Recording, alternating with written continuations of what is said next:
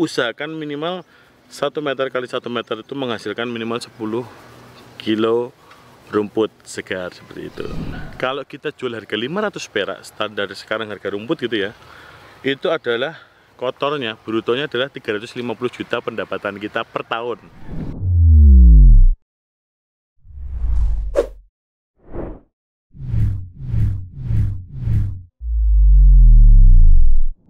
Assalamualaikum warahmatullahi wabarakatuh. Perkenalkan, nama saya Muhammad Lukman Hakim, owner dari Ternak Barokah Farm. Ternak Barokah Farm sudah berdiri semenjak tahun 2010. Sekarang sudah berumur 13 tahun ya, alhamdulillah seperti itu. Nah, sekarang populasi di Ternak Barokah Farm yaitu sekitar 500 ekor untuk breeding gitu ya. Jadi awalnya memang dulu sempat penggemukan, fattening, dan akhirnya kita belakangan ini memilih untuk breeding seperti itu. Kenapa kok memilih untuk breeding? Karena semakin berkurangnya populasi ternak di Jawa atau di DIY khususnya seperti itu, sehingga memaksa 95% domba itu impor dari luar daerah DIY seperti itu. Akhirnya kami Ternak Barokah memutuskan untuk breeding domba seperti itu. Nah, ada salah satu hal menarik ketika kita breeding domba itu, karena periodenya sangat panjang gitu kan ya. Kita harus mengusahakan seminim-minimnya untuk pakan, yaitu kalau bisa dibilang zero cost atau pakan itu kita nanam sendiri gitu. Jadi sebelum ada ketahanan domba, biar domba bisa established, itu berarti harus ada ketahanan pakan seperti itu ya. Nah, kalau dirunut lagi nanti sebelum ada ketahanan pakan kita harus ketahanan pupuk. Nah, di Ternak Barokah itu sampai ke situ seperti itu. Jadi sebelum kita menanam, kita harus buat POC terlebih dahulu dengan limbah yang ada di peternakan kami seperti itu.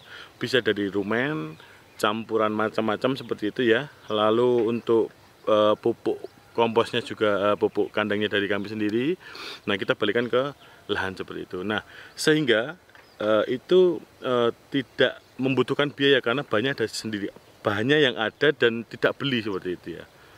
Terus kita kasihkan ke lahan dan kita tanam sendiri seperti itu. Jadi nanti operasional harga rumput itu berdasarkan dari harga sewa lahan itu kalau sewa ya, dan dari tenaga untuk ngarit rumputnya seperti itu. Semisal ya satu orang bisa sehari 1 ton ya, berarti per kilonya 100 perak seperti itu. Jadi nanti teman-teman yang mau breeding domba diusahakan dulu pertama kali adalah nanam.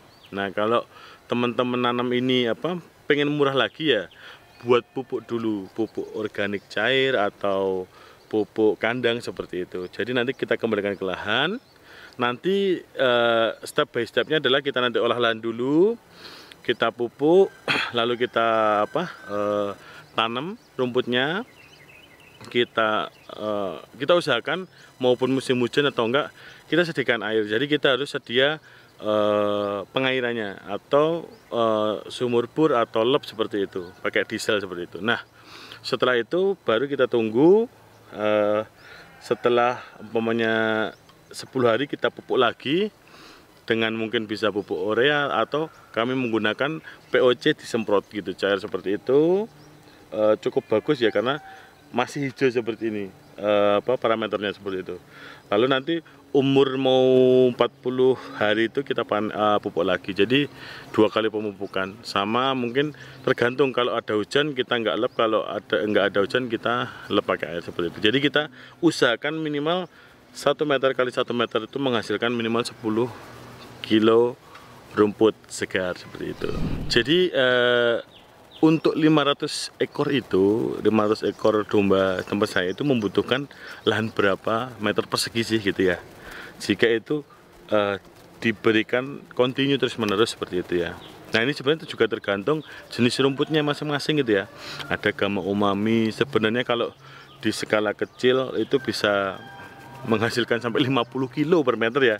Tapi kita di lahan besarnya, kalau menanamnya hektaran, kita bisa lihat ada yang untuk galengan, ada yang untuk parit, ada yang jeblok, ada yang lahannya tergenang. Jadi akhirnya kalau kita tidak bisa memperlakukan semua lahan itu sama atau rata, itu produksinya akan berbeda dengan kita riset secara kecil. Misal kalau di lab itu mungkin di lab kecil hijauan itu mungkin bisa 50 kilo, 70 kilo. Tapi kalau di lahan kita pakai standar terkecil adalah 10 kilo karena ini udah patokan apa ya, terendah lah seperti itu, karena insya Allah kemampuannya di atas itu. Pakcong juga bisa sampai 25 sampai 35 kilo. Ada biovitas, rumputnya ada biograss dari PSIP seperti itu. Lalu nanti kita mungkin di pinggir-pinggirnya akan ditanami oleh legum-legum untuk selingan lah seperti itu. Nah, kembali lagi ya tadi ya, kita membutuhkan lahan sekitar 250 meter persegi sekali makan, karena sehari butuh 2,5 ton dengan 500 ekor ini. Nah, jika kita pakai standar 10 kilo per meter persegi, berarti kita panennya umur 60 hari gitu ya, 60 hari kita panen, itu butuh lahan sekitar 1,5 hektar untuk menghidupi 500 ekor kontinu seperti itu. Tentunya juga nanti pinggir-pinggirnya bisa di mix dengan apa, legum indigo vera dan lain-lain, sehingga nanti tidak merata rumput aja seperti itu gitu ya, yang kita kasihkan ke ternak kita. Jadi nanti ada seling-selingannya seperti itu. Nah, bagus lagi kalau memang nanti sudah dipanen, nanti kita ada legum berapa ribu meter, jadi kita panennya ransumnya umpamanya legum 30%, rumput 70%. Nah, seperti itu bisa. Jadi idealnya seperti itu, lebih bagus. Nah, setelah kita mencukupi kebutuhan itu ya, nah tinggal nanti kita mau panen cempenya itu mau berapa kan seperti itu. Kalau cempenya dibiarkan terus menerus, otomatis lahannya nanti akan nambah, karena cempe itu ketika setelah 3 bulan juga akan makan hijauan gitu. Jadi sebelum 3 bulan pun dia akan mencoba makan karena dia pasarnya praruminansia seperti itu. Jadi kalau kita mau menjual masa kecil, atau kita mau menjual pas kurban, atau kita jual umur tertentu, nah itu nanti sesuai dengan bisnis plan teman-teman masing-masing seperti itu. Nah, dan tidak kalah menariknya ya, ini kita bahas soal rumput gitu ya. Jadi selain kita untuk pakan kita sendiri, rumput ini sebenarnya juga sangat menarik jika kita lihat bisnis plannya ya, jika kita lihat apa namanya, modal bisnisnya. Coba teman-teman bayangkan, teman-teman punya 1 hektar rumput, tapi teman-teman jual gitu ya, bukan teman-teman kasihkan ke ternaknya. 1 hektar rumput, jika kita pakai rumput, anggaplah rumput pakcong gitu ya, nanti dengan produktivitas 10 kilo per meter persegi rata-rata seperti itu. Nah, satu panen pertama kita menanam adalah 3 bulan gitu ya, 3 bulan, karena rumput dari pertama tunas itu harus tua dulu, 3 bulan kita baru panen seperti itu, biar tunasnya banyak. Nah, berarti kan kita dalam setahun masih 9 bulan. Nah, kita berikutnya adalah panen per 45 hari. Jadi setahun kita bisa panen 7 kali. Nah, anggaplah sekali panen itu 10 kilo dikali 10.000 meter persegi, 100 ton. Bayangkan teman-teman, 100 ton nanti dikali 7 kali panen dalam setahun. Nah, 700 ton dalam setahun gitu ya. Nah, 700 ton teman-teman, kita mau jual harga berapa teman-teman? Kalau kita jual harga 500 perak, standar sekarang harga rumput gitu ya, itu adalah kotornya, brutonya adalah 350 juta pendapatan kita per tahun. Seperti itu. Nah, per penanaman, per hektar itu kalau kita beli rumput, beli pupuk urea 200 gram, NPK 300 gram, itu sekali panen diberi pupuk seperti itu. Nah, insya Allah produktivitasnya, dan juga tidak lupa kita menjaga kondisi airnya agar tetap basah seperti tanahnya, insya Allah bisa sama terus seperti itu. Jadi operasionalnya adalah sewa lahan. 1 hektar kas desa itu mungkin 15 sampai 20 juta, beda-beda di tiap daerah ya kan. Terus orang manen anggaplah 150 per kilo ya kan. Terus habis itu pupuk tadi seperti itu. Terus mungkin fixed cost-nya adalah bibit steknya di awal seperti itu. Jadi sangat menarik gitu ya, jika kita punya pendapatan bruto 350 juta, anggaplah 30%-nya pengeluaran atau jadi kita masih sisa sekitar 30-an juta untuk per tahun, 240-an juta per tahun. Jika dibagi 12, pendapatan kita bisa 20 juta per tahun. Nah kan itu kan menarik ya. Cuma rumput itu bisa ditinggal, ya kan, beda dengan hewan.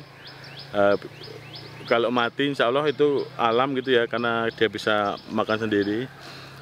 Cukup pupuk 2 kali, sama cukup disiram seperti itu. Jadi perawatannya mudah, ditanam sekali bisa untuk 5 tahun. Harganya murah tapi produktivitasnya banyak. Nah, cuma teman-teman syaratnya apa? Bisa menjual 1 hari berapa, kok 1 hektar itu dibagi 45 hari itu berarti berapa ya?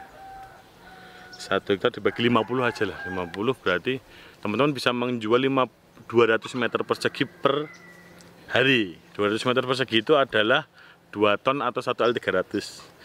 Nah teman-teman tinggal tembusi farm-farm yang butuh tak teri saat ini satu-satu, insya Allah bisa pendapatannya sesuai dengan apa ya yang saya bicarakan tadi gitu ya. Di sini pakai pupuk kandang sama tetap pakai pupuk urea. Takarannya sama 200 kilo pupuk ureanya mas, 1 hektarnya ini. Terus pupuk kandangnya karena kita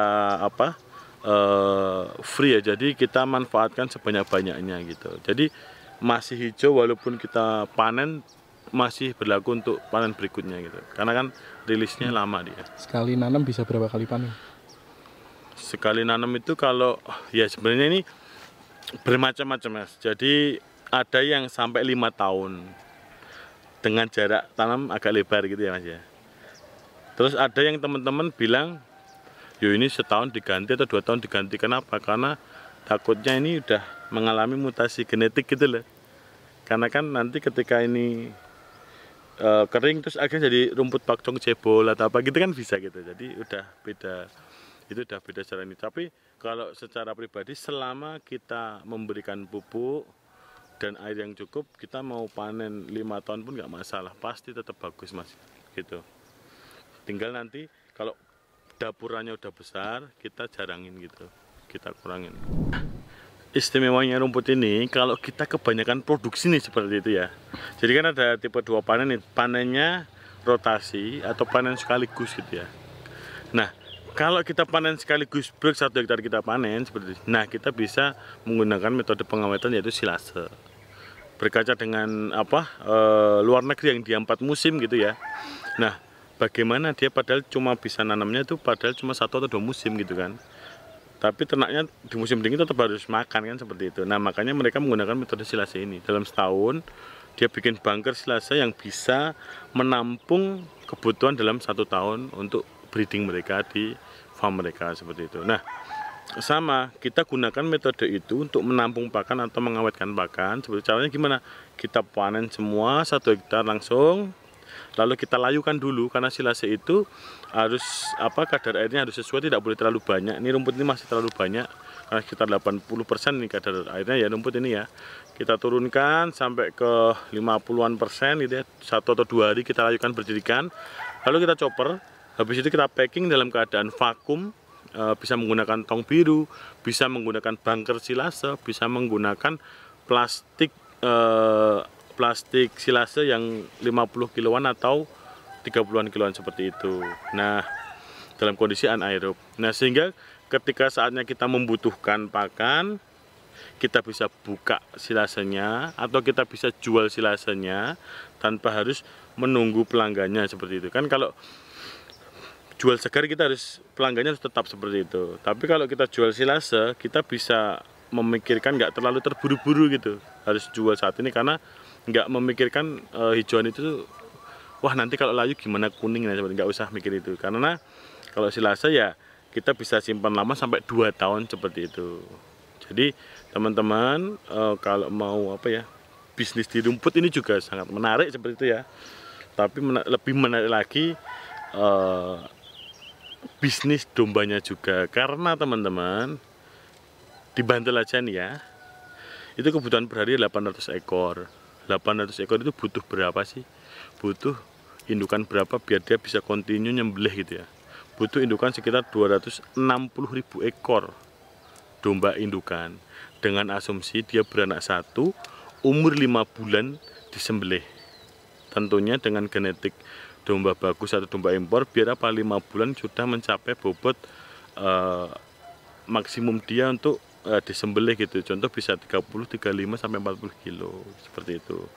Nah, kebutuhan pakannya banyak sekali teman-teman. Per hari aja berapa? Bisa hitung 260.000 dikali 5 kilo bla bla bla. 130 1.300 ton per hari teman-teman. Butuh lahan berapa? Wah, akhirnya kan bisnisnya menjalar semua gitu ya teman-teman ya. Nah, itu potensi kita untuk dombanya seperti itu. Jadi bisnis rumput itu oke, bagus, resikonya kecil. Bisnis domba itu insya Allah juga lebih bagus, lebih menguntungkan gitu ya, breeding ini gitu ya.